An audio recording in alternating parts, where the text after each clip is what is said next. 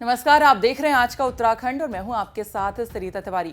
आज हम बात करेंगे जोशीमठ को लेकर ही, और जोशीमठ को लेकर बातचीत इसलिए करना जरूरी है क्योंकि आपको हम बताना चाहेंगे कि सरकार क्या कुछ कर रही है जोशीमठ के लोगों के लिए। तो ये सारी जानकारी आप तक और खासकर जोशीमठ के लोगों के लिए काफी ज्यादा महत्वपूर्ण है।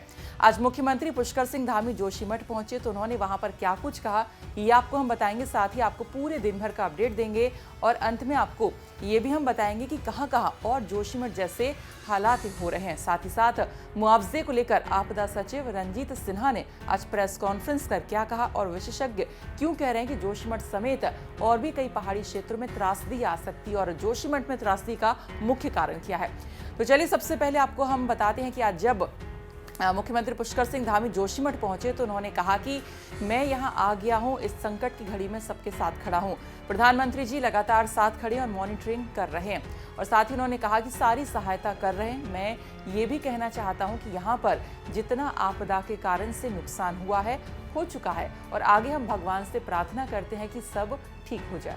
मैं आज प्रातः काल से सोच रहा था, आज चूँकि मेरे अन्य जगह पर भी कार्यक्रम लगे हुए थे तो ये समय क्योंकि मुझे लगा कि सबसे ज़्यादा ज़रूरी है कि यहाँ मैं जोशीमठ के अपने भाई बहनों के साथ में आऊँ, क्योंकि इस संकट की घड़ी में और कहीं ना कहीं मैं समझता हूँ कि मैं यहाँ खड़ा हूँ, पूरी सरकार खड़ी है, पूरे उत्तराखंड के लोग खड़े हैं। माननीय प्रधानमंत्री जी का हमको पूरा आश्वासन है, भरोसा है, उन्होंने पूरी सहायता और लगातार वो इसकी मॉनिटरिंग कर रहे हैं। इसलिए मैं यह भी कहना चाहता हूं क्योंकि धीरे धीरे स्थिति यहाँ पर जितना आपदा के कारण से नुकसान हुआ है या जो भी घटित हुआ है वो हो चुका है और आगे हम भगवान से प्रार्थना करते हैं वो ठीक हो जाए। इसके बाद चूँकि ओली में एक बड़ा विंटर का गेम भी यहाँ पर होने वाला है अंतर्राष्ट्रीय स्तर का अगले माह फरवरी में, और कुछ समय बाद हमारी 4 धाम यात्रा भी शुरू होने वाली है। इसलिए इस प्रकार का जो वातावरण एक बहुत ज़्यादा ये बनाया जा रहा है कि पूरा उत्तराखंड खतरे में आ गया है, तो मैं समझता हूँ ठीक नहीं है। क्योंकि विकास जो बहुत तेज गति से हो रहा है, जिसके बारे में लोगों ने यहाँ बताया भी है, आप सब लोग भी देख रहे हैं, मीडिया के बंधु भी देख रहे हैं, उस पर थोड़ा हम ये कोशिश करेंगे आगे से कि जो इकोलॉजी और इकोनॉमी दोनों का संतुलन बना रहे और जो तेज गति से हो रहा है उसको थोड़ा कम किया जाए। और मैं पहले भी कह चुका हूँ कि हमारे जितने भी शहर हैं उनकी धारण क्षमता का भी हम आकलन करवाएंगे कि उनकी धारण क्षमता कितनी है। अगर उस क्षमता से ज़्यादा अगर कहीं पर निर्माण हो गया है तो उसको हम तत्काल रोकेंगे, उसको धीमा करेंगे। सर, ग्राउंड वाटर थोड़ा कम हुआ है और जो दरारें हैं वो पिछले 2-4 दिनों में बढ़ी भी नहीं है, ये अच्छे साइन मानते हैं आप? क्योंकि विशेषज्ञ कह रहे हैं अगर ऐसी स्थिति रही तो स्थिर हो जाएंगी चीजें यहीं पर। निश्चित रूप से देखिए, सभी विशेषज्ञों से भी हम लोग लगातार बात कर रहे हैं, जो लोग भी यहाँ पर आए हैं या जो एजेंसियाँ काम कर रही हैं उन सभी का कहना है, और लगभग जो वाटर फ्लो है वो पहले से आधे से भी कम हो गया है। तो ये शुभ संकेत है और भगवान बद्री विशाल की कृपा से, भगवान नरसिंह जी की कृपा से हमारा ये शहर जोशीमठ था पुनः अपनी पहले जैसी स्थिति में आएगा। भगवान से प्रार्थना करता हूँ। वहीं आज आपदा सचिव रंजीत सिन्हा ने जोशीमठ के ताजा हालातों के मद्देनजर प्रेस कॉन्फ्रेंस के जरिए तमाम जानकारियां मीडिया के साथ साझा की हैं। आपदा सचिव रंजीत सिन्हा ने मीडिया से बातचीत में ये कहा है कि प्रदेश के मुख्यमंत्री पुष्कर सिंह धामी ने जोशीमठ के प्रभावित परिवारों को फौरी तौर से 1.5 लाख की धनराशि अंतरिम सहायता के रूप में दी जा रही है ताकि लोगों को कुछ राहत मिल सके। साथ ही उन्होंने ये भी बताया कि भारत सरकार ने एसडीआरएफ के कुल 392 करोड़ रुपए की धनराशि यहां पर रिलीज कर दी है ताकि राहत बचाव कार्य में आसानी आ सके। वहीं होटल मलारी इन और माउंट व्यू के ध्वस्तीकरण को लेकर उन्होंने कहा कि लोगों से सहमति ली जा रही है कि उसके बाद ही ये संभव हो पाएगा। वहीं आज आचार्य बालकृष्ण भी यहाँ पहुंचे। उन्होंने कहा कि विनाश की नींव पर विकास न हो। इस समय जोशीमठ में पतंजलि योग पीठ से आचार्य बालकृष्ण जी यहाँ पर आए हैं और राहत सामग्री के साथ आए हैं। यहाँ पर जो जोशीमठ त्रासदी के जो पीड़ित हैं उनको मदद करने के लिए यहाँ पे मौजूद हैं, उनसे हम बातचीत करते हैं। आचार्य जी, जोशीमठ में जिस तरीके की त्रासदी आई है उसको किस तरीके से देख रहे हैं आप? जोशीमठ कैसे बचेगा? कारण को यदि सही ढंग से खोजा जाएगा तो उसका निवारण भी हो सकेगा। उन कारणों के गहराई पर जाना होगा, जिन कारणों से ये जो स्थिति बनी है तो उनमें हम कोई एक निश्चित कारण को नहीं कह सकते कि इसी कारण से है। हो सकता है कि इस भूमि की जो क्षमताएं हैं उस क्षमता से ज़्यादा इस भूमि पर हम लोगों ने ये कंक्रीट का जंगल बसा दिया, उस धरती के ऊपर हमने सुरंग कर मारा, तो ये सारे कारण हमको नज़र आते हैं उन कारणों का निवारण कर करके उस हिसाब से, क्योंकि विस्थापित एक जनता का हो सकता है, विस्थापित जो स्थान की महत्ता का नहीं हो सकता।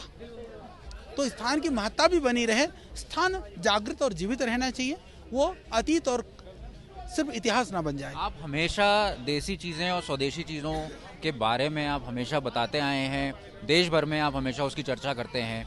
अब जिस तरीके से बड़ी बड़ी मशीनें पहाड़ों की ओर आ रही हैं, विकास तो हो रहा है, लेकिन कहा जा रहा है कि ये बड़ी बड़ी मशीनें जो हैं पहाड़ों को नुकसान पहुंचा रही हैं, तो इसके बारे में क्या राय रखते हैं? विकास जरूरी है, विकास विनाश के नींव पर विकास नहीं हो, विकास ऐसा हो कि जिससे विनाश रुके। आज मुख्यमंत्री पुष्कर सिंह धामी यहाँ जोशीमठ में आ रहे हैं, रात्रि विश्राम करेंगे, आपकी बातचीत होगी, क्या सुझाव देंगे आप उनको? नहीं, माननीय मुख्यमंत्री जी से शायद मैं निकलने वाला हूँ, मेरा काम लगभग पूरा हो गया है।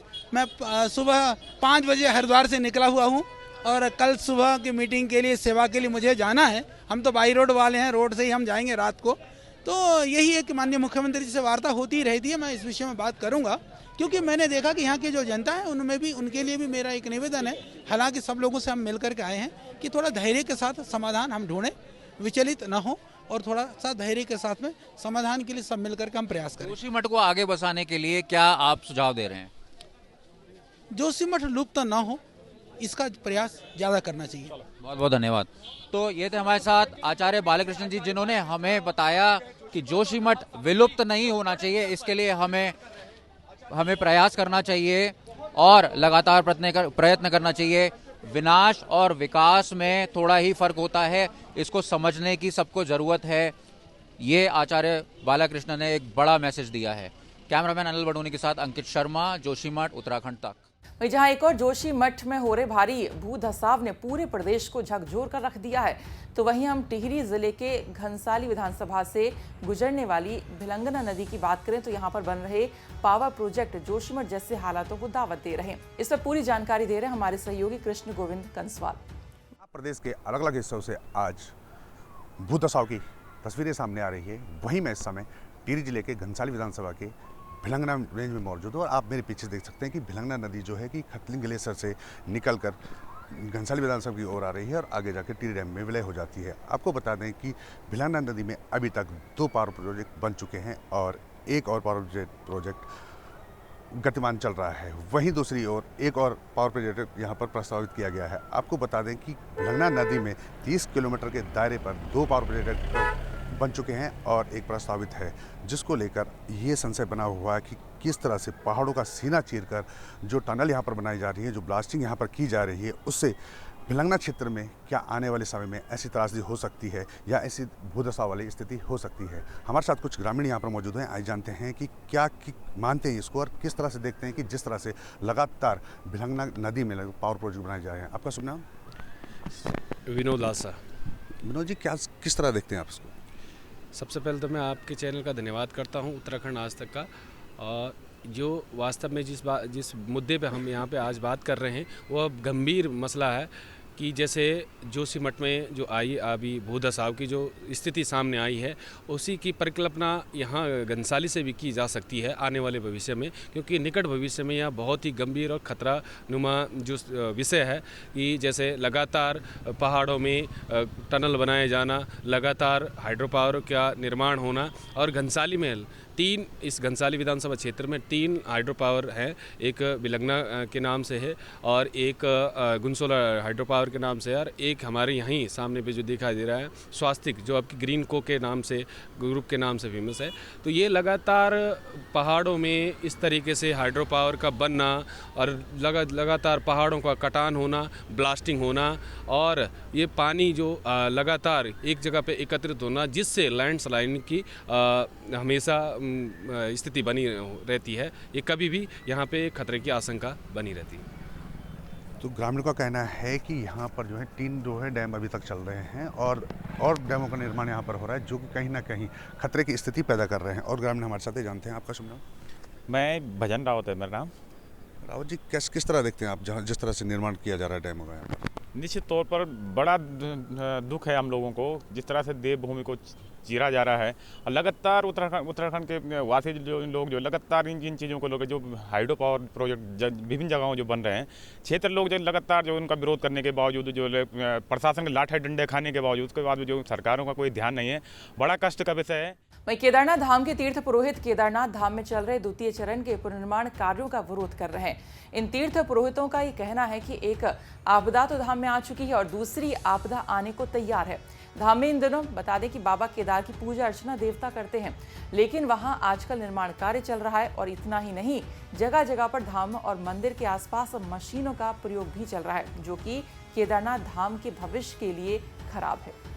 जिस तरह से आप देख रहे हैं कि जोशीमठ में लगातार भूधसाव हो रहा है, मकानों में दरारें आ रही हैं, तो सिर्फ जोशीमठ ही नहीं, उत्तराखंड के और भी पहाड़ी क्षेत्रों में ऐसे हालात यहां पर देखने को मिल रहे हैं। कल हमने आपको बताया था कि कैसे रुद्रप्रयाग में, टिहरी में इस तरह के हालात देखने को मिल रहे हैं, साथ ही साथ कर्णप्रयाग में भी कुछ ऐसे हालात देखने को मिले।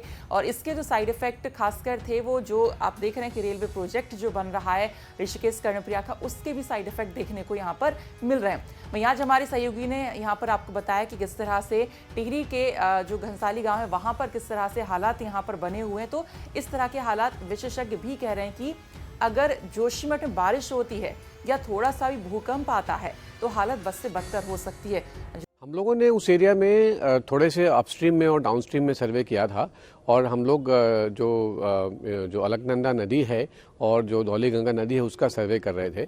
वहाँ पे एनटीपीसी का एक बहुत बड़ा प्रोजेक्ट आ रहा है, उसके संबंध में हम लोग वहाँ पे फ्लड इनंडेशन मॉडल्स बना रहे हैं, तो उसके संबंध में हम लोग सर्वे कर रहे थे। तो ये हम लोगों ने देखा कि पूरी की पूरी जो घाटी है वो बहुत वहाँ पे स्टीप टेरेन है, जो बहुत ज़्यादा स्लोप वहाँ पे बहुत हाई है।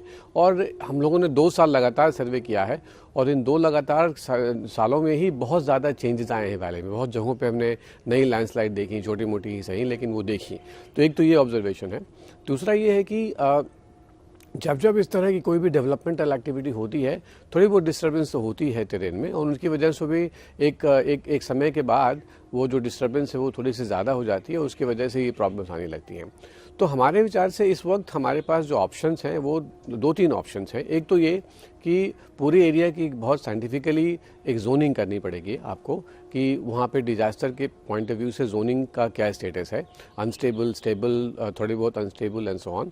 उसके बाद हमें एक बफर जोन क्रिएट करना पड़ेगा। और तीसरी चीज़ कि उस बफर जोन और जोनिंग के हिसाब से हमारे यहाँ क्या वहाँ की डिज़ायरेबल लैंड यूज़ होनी चाहिए, किस एरिया में क्या डेवलपमेंट होना चाहिए, कहाँ पे हमें पब्लिक यूटिलिटी बनानी चाहिए, कहाँ पे हमें हैबिटेशन बनाने चाहिए, उसकी एक बहुत strong and regulated policy development करना पड़ेगा। तो ये 2 चीज़ तो बहुत हमें इमीडिएटली करनी पड़ेगी, क्योंकि अभी जैसे ये मामला शांत होगा वो लोग वहाँ पे वापस जाना शुरू करेंगे, या एक कोई और फॉर्म में रिहेबिलिटेशन का प्रोग्राम हमारा डेवलप होने होगा, तो उसके पहले ही ये तुरंत ये पॉलिसी डेवलपमेंट की बात जो है वो शुरू हो जानी चाहिए। अभी तक देखिए, सबसे पहले तो आपको ये समझना पड़ेगा कि जोशीमठ और कर्णप्रयाग जैसे एरिया की जो जियोलॉजिकल सेटिंग है वो क्या है।